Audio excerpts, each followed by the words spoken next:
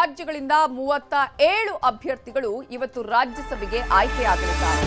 3 ರಾಜ್ಯಗಳ 11 ಸ್ಥಾನಗಳಿಗೆ ಇವತ್ತು ಮತದಾನ ನಡೆಯಲಿದ್ದು 10 ರಾಜ್ಯಗಳಿಂದ 37 ಅಭ್ಯರ್ಥಿಗಳು ರಾಜ್ಯಸಭೆಗೆ ಆಯ್ಕೆಯಾಗಲಿದ್ದಾರೆ. ಈ ಹಿನ್ನೆಲೆಯಲ್ಲಿ ಇವತ್ತು ಮತದಾನ ನಡೆಯುತ್ತೆ.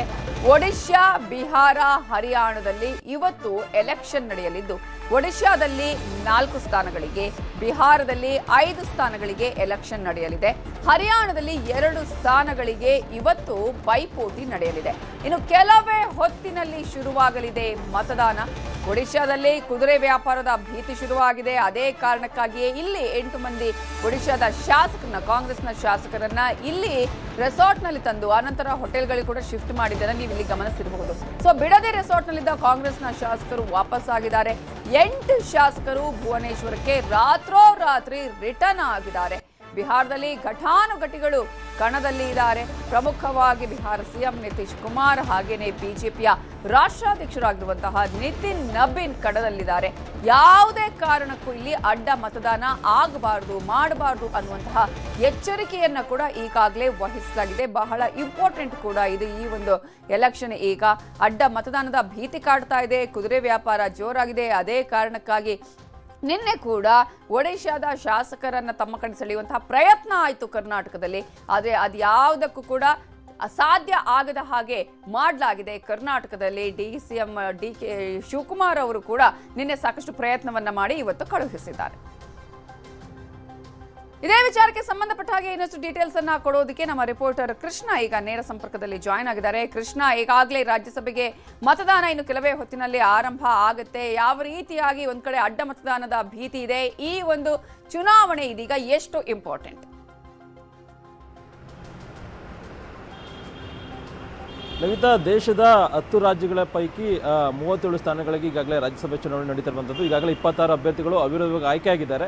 ಇನ್ನು ಉಳಿದಿರತಕ್ಕಂಥ 11 ಸ್ಥಾನಗಳಿಗೆ ಈಗ ಚುನಾವಣೆ ನಡೀತಿರುವಂಥದ್ದು. ಬಹಳ ಪ್ರಮುಖವಾಗಿ 3 ರಾಜ್ಯಗಳಲ್ಲಿ ಒಡಿಶಾ, ಬಿಹಾರ ಮತ್ತು ಹರಿಯಾಣ ರಾಜ್ಯಗಳಲ್ಲಿ ಈಗಾಗಲೇ ಚುನಾವಣೆ ಕೂಡ ನಡೀತಿರುವಂಥದ್ದು. ಈ ಒಂದು 3 ರಾಜ್ಯಗಳಲ್ಲೂ ಕೂಡ NDA ಅಧಿಕಾರದಲ್ಲಿದೆ. ಇಲ್ಲ ಒಂದು ಕಡೆ ಪ್ರತಿಪಕ್ಷಗಳ ಸದಸ್ಯರನ್ನು ಗಾಳ ಹಾಕೋದ್ರ ಮುಖಾಂತರವಾಗಿ ಒಂದು ರೀತಿ ಸಂಖ್ಯಾಬಲ ಹೆಚ್ಚನ್ನು ಮಾಡೋದ್ರ ಮುಖಾಂತರವಾಗಿ ಅಭ್ಯರ್ಥಿಗಳನ್ನು ಗೆಲ್ಲಿಸುವಂತ ನಿಟ್ಟಿನಲ್ಲಿ ಕೂಡ NDA ನಾಯಕರು ತಂತ್ರಗಾರಿಕೆಯನ್ನು ಕೂಡ ಮಾಡಿರುವಂಥದ್ದು. ಅದಕ್ಕೆ ಪೂರಕವಾಗಿಯೇ ಅದಕ್ಕೆ ಕೌಂಟರ್ ಕೊಡುವಂತ ನಿಟ್ಟಿನಲ್ಲಿ ಕೂಡ ಪ್ರತಿಪಕ್ಷಗಳು ಕೂಡ ಇನ್ನಿಲ್ಲದ ಕಸರತ್ತನ್ನು ಮಾಡೋದ್ರ ಮುಖಾಂತರವಾಗಿ ಶಾಸಕರ ರಕ್ಷಣೆ ಮಾಡುವಂತ ನಿಟ್ಟಿನಲ್ಲಿ ಕೂಡ ಈಗಾಗಲೇ ಸಜ್ಜಾಗಿರುವಂಥದ್ದು.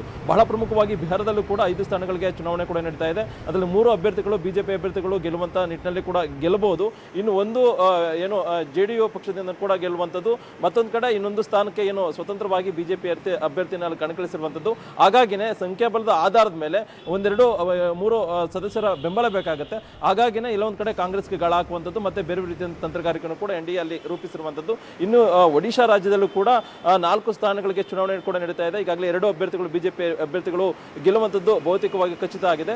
ಮತ್ತೆ BJD ಪಕ್ಷದಿಂದ ಕೂಡ ಅಂದ್ರೆ ಅಲ್ಲೂ ಕೂಡ JDU ಪಕ್ಷದಿಂದ ಕೂಡ ಸ್ಪರ್ಧೆ ಮಾಡಿರುವಂಥದ್ದು. ಇನ್ನು BJD ಮತ್ತೆ ಕಾಂಗ್ರೆಸ್ ಎರಡೂ ಕೂಡ ಅಲ್ಲಿ ಸ್ಪರ್ಧೆ ಮಾಡೋದ್ರ ಮುಖಾಂತರವಾಗಿ ಅಲ್ಲಿ ಅಭ್ಯರ್ಥಿಯನ್ನ ಗೆಲ್ಲಿಸುವಂತ ನಿಟ್ಟಿನಲ್ಲಿ ಕೂಡ BJD ಮತ್ತೆ ಕಾಂಗ್ರೆಸ್ ಸಜ್ಜಾಗಿರುವಂಥದ್ದು. ಅಲ್ಲಿ ಈಗಾಗಲೇ ಓಟ ಅಭ್ಯರ್ಥಿಯನ್ನ ಕಣಕ್ಕಿಳಿಸುವಂತ ನಿಟ್ಟಿನಲ್ಲಿ ಕೂಡ ಈಗಾಗಲೇ ಅಲ್ಲಿ ನಿರ್ಧಾರವನ್ನು ಮಾಡಲಾಗಿದೆ. ಆದ್ರೆ ಈಗ ಅಲ್ಲಿ ಸಂಖ್ಯಾಬಲದ ಆಧಾರ ಮೇಲೆ ಶಾಸಕರನ್ನ ಕಾಂಗ್ರೆಸ್ ಶಾಸಕರ ಬೆಂಬಲದೊಂದಿಗೆ ಗೆಲ್ಲುವಂತ ನಿಟ್ಟಿನಲ್ಲಿ ಕೂಡ ಮುಂದಾಗಿದೆ. ಆದ್ರೆ ಬಿಜೆಪಿ ಅಭ್ಯರ್ಥಿ ಕೂಡ ಅಲ್ಲಿ ಸ್ವತಂತ್ರವಾಗಿ ಕಣಕ್ಕಿಳಿಸುವಂತ ಸಂದರ್ಭದಲ್ಲಿ ಸ್ವತಂತ್ರ ಅಭ್ಯರ್ಥಿಯನ್ನ ಗೆಲ್ಲಿಸುವಂತ ನಿಟ್ಟಿನಲ್ಲಿ ಕೂಡ ಕಾಂಗ್ರೆಸ್ ಸದಸ್ಯರ ಒಂದು ರೀತಿ ಗಾಳ ಹಾಕುವಂತ ನಿಟ್ಟಿನಲ್ಲಿ ಕೂಡ ಮುಂದಾಗಿರುವಂತದ್ದು. ಹಾಗಾಗಿನೇ DCM D.K. ಶಿವಕುಮಾರ್ ಅವರು ಒಡಿಶಾದ 14 ಜನ ಕಾಂಗ್ರೆಸ್ ಶಾಸಕರನ್ನು ಕೂಡ ರಾಜ್ಯಕ್ಕೆ ಕರೆತರೋದ್ರ ಮುಖಾಂತರವಾಗಿ ಇದೀಗ ಅಷ್ಟು ಜನ ಶಾಸಕರನ್ನು ಕೂಡ ಭುವನೇಶ್ವರಕ್ಕೂ ಕೂಡ ಕಳಿಸಿಕೊಟ್ಟಿದ್ದಾರೆ.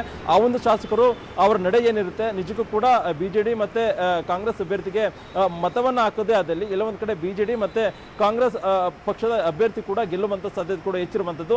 ಆದ್ರೆ ಅದಕ್ಕೆ ಎಲ್ಲ ಒಂದ್ ಕಡೆ ಅಡ್ಡ ಮತದಾನವನ್ನ ಮಾಡಿಸುವಂತ ನಿಟ್ಟಿನಲ್ಲಿ ಕೂಡ ಬಿಜೆಪಿ ನಾಯಕರು ತಂತ್ರಗಾರಿಕೆ ಮಾಡಿದ ಸಂದರ್ಭದಲ್ಲಿ ಸ್ವತಂತ್ರವಾಗಿ ಅಭ್ಯರ್ಥಿಯಾದಂತ ಅಭ್ಯರ್ಥಿಗೆ ಕಾಂಗ್ರೆಸ್ ಶಾಸಕರನ್ನ ಸೆಳೆಯೋದ್ರ ಮುಖಾಂತರವಾಗಿ ಅಲ್ಲಿ ಮತವನ್ನ ಹಾಕಿಸುವಂತ ನಿಟ್ಟಿನಲ್ಲಿ ಕೂಡ ಸಜ್ಜಾಗಿರುವಂತದ್ದು. ಇನ್ನು ಹರಿಯಾಣ ರಾಜ್ಯದಲ್ಲೂ ಕೂಡ ಅದೇ ರೀತಿ ಆಗಿರುವಂತದ್ದು.